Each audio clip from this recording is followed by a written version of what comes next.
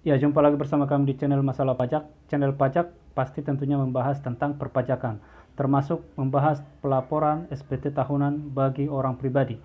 Pada kesempatan kali ini kita akan membahas tentang pelaporan SPT tahunan untuk karyawan maupun PNS yang gajinya atau penghasilan brutonya di atas 60 juta. Ikuti sampai akhir.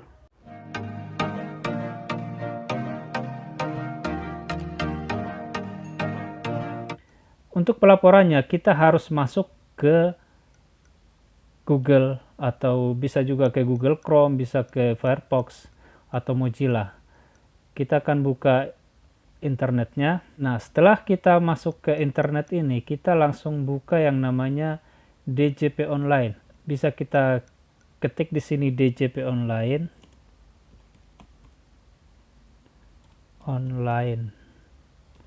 Jadi nama situsnya DJP Online. Lalu kita langsung buka di sini ada DJP Online Ditjen Pajak.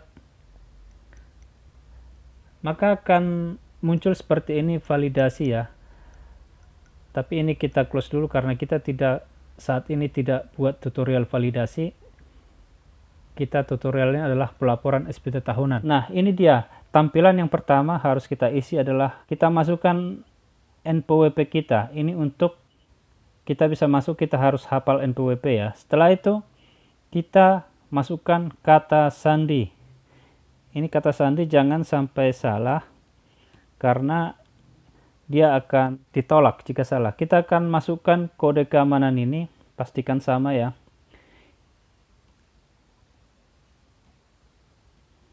Ya, setelah selesai ini tidak harus huruf kecil ya. Yang penting kalau di sini G, kita tulislah G di sini misalnya, tidak harus memakai huruf kecil atau huruf besar. Setelah itu kita langsung login. Ya, setelah login maka tampilannya adalah seperti ini, muncul NPWP di sini. Lalu kita langsung ke lapor karena kita mau melaporkan ya. Kalau kita mau bayar, kita klik bayar. Kita mau melapor, kita klik lapor. Ya, setelah kita klik lapor maka akan muncul tampilan seperti ini. Di sini bisa mengisi e-form, ada e-form di sini, ada e-filing, ada biaya materai. Tapi untuk karyawan yang hanya penghasilan dari gaji, maka dia harus memilih e-filing ya, baik PNS maupun swasta. Kalau e-form ini adalah orang yang memiliki penghasilan misalnya sebagai PNS atau karyawan swasta sekaligus juga dia pengusaha. Dan juga yang khusus pengusaha juga pakai e-form dan perusahaan. Untuk kesempatan kali ini kita pakai e-filing untuk PNS dan karyawan swasta. Lalu kita lihat di sini ada riwayat. Ini adalah riwayat pelaporan kita. Jadi dia sudah melapor dari 2001, 2020. Dia cukup rajin melapor ya. Dan kalau kita mau buat SPT ternyata kita lupa ya. Kita tidak mengingat bentuknya karena memang sekali setahun ya. Kita bisa klik di sini yang tanda loop. Kita klik lihat SPT. Lalu di sini ada semua bentuknya, penghasilan tahun kemarin ada, kita lihat di bawah di sini ada, kemudian lampiran-lampirannya juga ada, bisa diperhatikan supaya tidak salah ya. Misalnya hartanya tahun kemarin berapa, nambah sekarang berapa. Setelah selesai sudah paham, langsung kita klik aja buat SPT. Lalu ada pertanyaan, apakah Anda menjalankan usaha atau pekerjaan bebas? Jelas tidak karena dia seorang karyawan swasta atau PNS. Kemudian apakah seorang suami atau istri yang menjalankan kewajiban perpajakan terpisah atau pisah harta? Dalam contoh ini tidak ya, dia tidak pisah harta dan tidak ada perjanjian perpajakan. Kemudian apakah penghasilan bruto yang Anda peroleh selama setahun kurang dari 60 juta? Ini penghasilan brutonya ini bisa dilihat di ini ya, di nomor 11 ya, kalau di PNS, kalau swasta mungkin nomor 10. Bisa dilihat jumlah penghasilan bruto. Di contoh ini adalah tidak karena memang dia PNS atau swasta, cuman gajinya di atas 60 juta ya. Kemudian apakah Anda dapat menggunakan formulir 1770S? Pilih form yang digunakan. Contoh ini dalam tutorial ini kami menggunakan dengan bentuk formulir ya. Kita menggunakan dengan bentuk formulir, ada juga dengan panduan, ada dengan upload. Tapi untuk contoh ini kami dengan bentuk formulir dan kami akan memandu Anda. Kita langsung klik aja formulirnya 1770S. Kalau yang gajinya 60 juta ke bawah pakai SS ya. Kita pakai yang 60 juta ke atas pakai S aja. Kemudian kita lihat di sini tahun pajak. Tahun pajak yang kita lapor adalah 2022. Kemudian normal, kalau pembetulan adalah misalnya bulan Januari sudah lapor SPT tahun 2022, ternyata di bulan Maret ketahuan ada kesalahan, maka dibuatlah pembetulan. Tapi untuk contoh ini baru sekali ini melaporkan, dan kita baru sekali ini melaporkan tahun 2022 maksud kami, dan kita pilih normal. Lalu kita klik selanjutnya. Setelah itu kita ke bagian A. Ini adalah penghasilan yang dikenakan PPh final atau bersifat final. Jadi kalau ada penghasilan yang dikenakan PPh final atau bersifat final, bisa diisi di sini. Misalnya contohnya ada di sini bunga deposito, tabungan.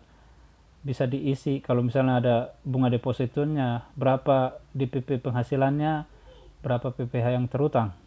Terus disimpan. Kalau memang tidak ada, kita lanjutkan aja. Untuk contoh ini tidak ada. Lalu kita lanjut ke harta ya. Lanjut ke harta.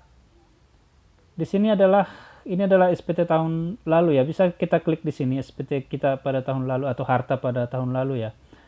Di sini tahun lalu ada hartanya, dia beli mobil 150 juta ya, dan tidak nambah. Kemudian kita ke bawah, lanjut ke daftar hutang. Di sini kita bisa lihat juga di sini daftar hutangnya, daftar utang pada SPT tahun lalu ya. Kita klik aja, dia akan muncul di sini. Di sini dia utangnya adalah 10 juta dan saat ini juga masih 10 juta ya. Tidak ada penambahan hutang. Lalu kita lanjut ke daftar tanggungan. Untuk daftar tanggungan, kita juga bisa melihat tanggungan pada SPT tahun lalu. Nah, dia tidak ada tanggungan untuk tahun lalu ya, karena dia memang tidak ada tanggungannya. Kalau ada tanggungan, misalnya ada anak, 1 apa 2, bisa kita tambah di sini. Kita klik namanya si A misalnya, kemudian nick-nya, maka perlu diambil dari kartu keluarga, diisi hubungan keluarga, anak kandung, kemudian pekerjaan, misalnya masih SD atau pelajar. Lalu kita simpan. Tapi kalau dalam contoh ini tidak ada ya, kita langsung aja ya, tidak ada. Kemudian kita ke selanjutnya. Kita klik selanjutnya. Di sini adalah penghasilan neto dalam negeri, tidak termasuk penghasilan PPh final ya. Jadi ini hanya penghasilan yang kita peroleh dari Indonesia ini aja. Misalnya apakah ada bunga, apakah kita ada penghasilan dari bunga selain deposito tadi ya, ataupun bunga tabungan.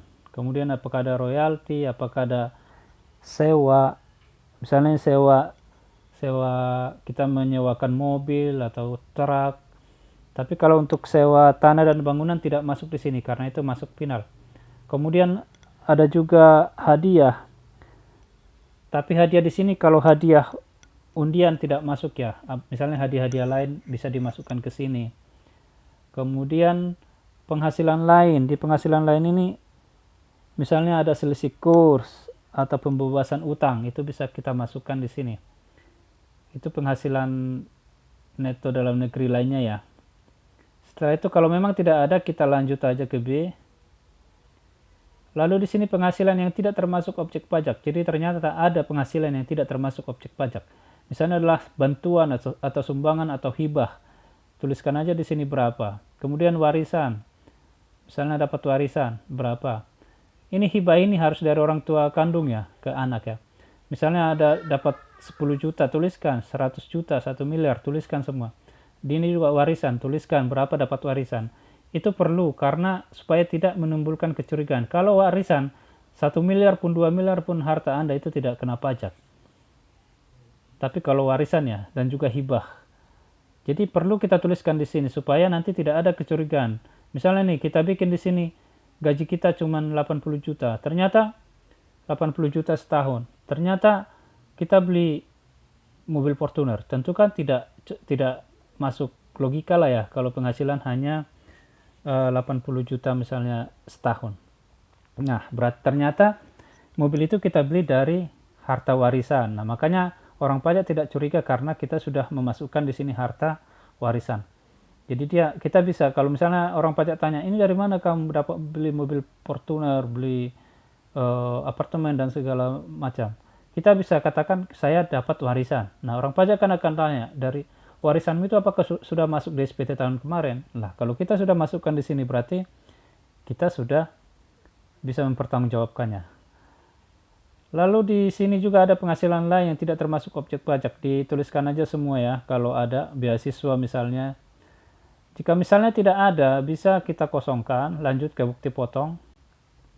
Nah, kita lanjut ke bukti potong ya. Di sini harus kita isi, maka kita harus menggunakan bukti potong yang 1721A1 ya untuk swasta dan A2 untuk PNS. Kita klik aja di sini tambah. Ini harus kita isi ya. Jenis pajaknya adalah PPh 21, itu adalah PPh karyawan ya. Kemudian NPWP pemotong, kita klik aja, kita ketik aja NPWP pemotong 00.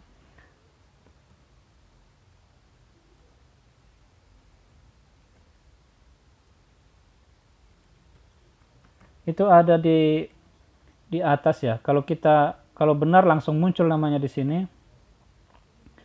Setelah itu nomor bukti potongnya juga ada di paling atas. Di situ ada di bawah bukti pemotongan ada nomor. Kita tulis saja nomornya berapa.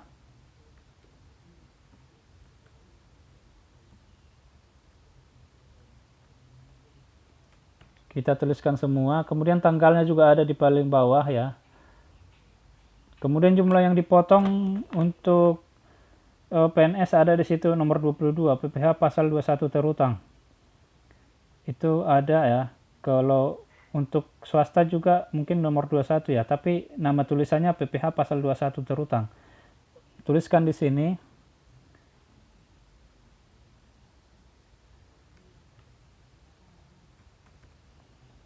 Nah, setelah itu kita langsung tab. Lalu kita klik simpan, tapi sebelum simpan pastikan dulu benar ya. Kita simpan aja kalau sudah benar. Kalau misalnya masih ada lagi, misalnya kita ada kerja di perusahaan lain, kita klik aja tambah lagi, lalu kita input lagi.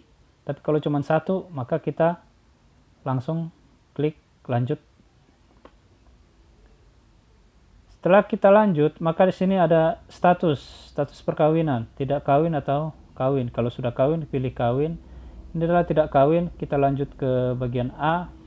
Ya, setelah kita isi status perkawinan, kita lanjut ke A. Di sini adalah penghasilan neto negeri sehubungan dengan pekerjaan. Ini bisa kita ambil di jumlah penghasilan neto aja ya. Jumlah penghasilan neto kalau di PNS itu nomor 15.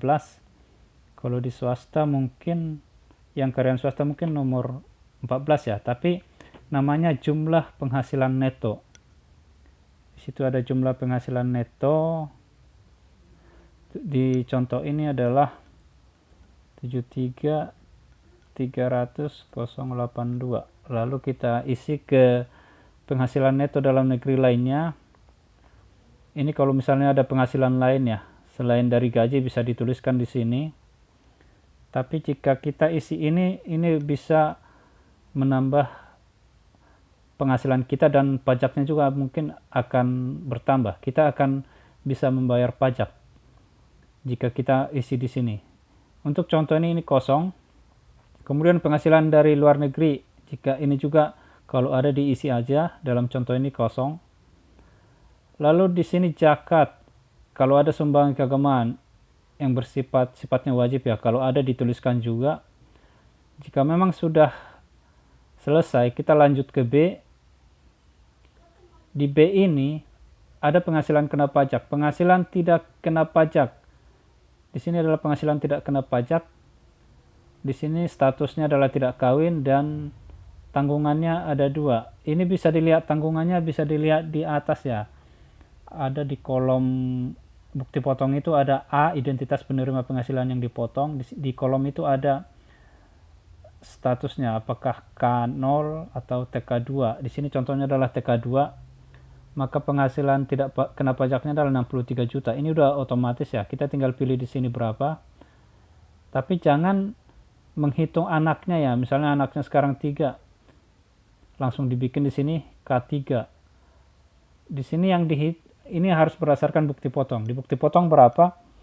Dan pastikan di sini sama dengan 63 ini sama dengan di nomor 18, penghasilan tidak kena pajak.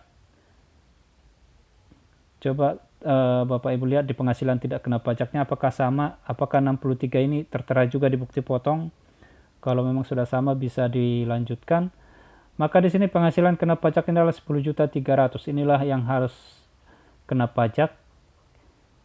Lalu kita lanjut ke C. Nah, di sini penghasilan kena pajaknya yang tadi adalah 10 juta ya. Ini penghasilan yang kena pajak 10 jutaan dan pajaknya adalah 515.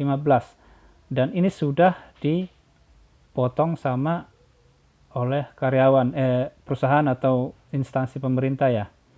Jadi ini tidak ada lagi yang diisi. Di sini kalau ada pengembalian atau pengurangan PPh pasal 24 bisa diisi. Dalam contoh ini tidak ada, kita lanjut aja ke D. Jadi ini udah otomatis ya. Ini tidak bisa diganggu gugat. Itu sudah dari sananya. Kemudian kita lanjut ke D. Di sini PPh yang dipotong oleh pihak lain yaitu 515. Ini sudah terpotong. Ini muncul dari ketika kita mengisi bukti potong tadi ya. Di awal-awal kan kita mengisi bukti potongnya. Dan ini sudah langsung otomatis muncul ke sini. Kemudian PPh yang harus dibayar sendiri, ini tidak ada lagi yang harus kita bayar karena sudah nol. Jadi yang pajak kita di sini kan ada ya, di sini pajak terutang 515. Kemudian di sini PPh yang sudah dipotong 515. Jadi artinya sudah nol ya. Kemudian di sini PPh pasal 25. Jadi kalau misalnya kita ada cicilan pajak, kita cicil dulu lah biar nggak terlalu besar. Pajaknya itu bisa ditulis di sini. Tapi kalau tidak ada, kita lanjut aja ke E. Di E ini adalah PPh kurang bayar atau lebih bayar. Di sini adalah nihil ya. Nihil karena memang sudah dibayar oleh perusahaan ataupun bendahara pemerintah.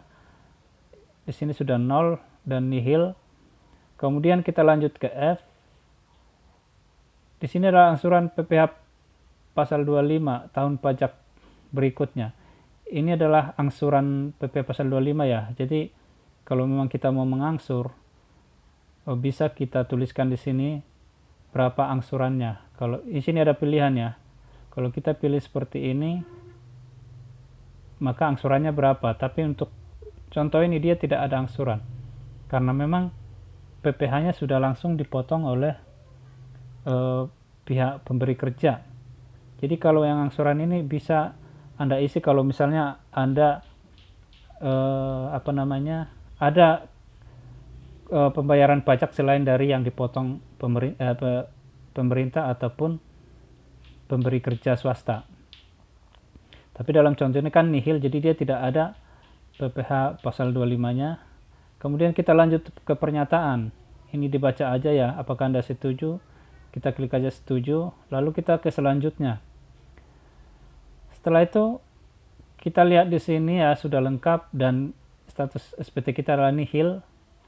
Lalu kita klik di sini untuk mendapatkan kode verifikasi. Kita klik, lalu kita pilih kemana mau dikirim, ke email atau ke SMS. Kita pilih ke email, lalu kita klik OK. Di sini sukses mendapatkan token. Kita akan lihat ke email, apakah sudah masuk. Kita refresh saja ya, supaya ya ini sudah masuk ya, baru nih kode verifikasi. Langsung kita copy aja biar lebih pas. Kita copy, lalu kita masukkan ke sini kode verifikasinya. Kita paste aja, lalu kita kirim SPT. SPT Anda berhasil dikirim. Bukti penerimaan elektronik telah dikirim ke email. Jadi kita sudah berhasil. Kita klik aja puas di sini ya, karena kita pelayanan ini cukup puas.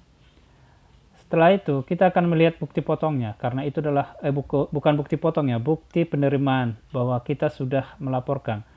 Caranya lihat di sini nomor 1 ya, tahun 2022. Kemudian di sini ada lihat PPE, kita klik aja dan ini adalah bukti kita sudah melapor. Kita sudah berhasil dan kita terhindar dari denda pajak.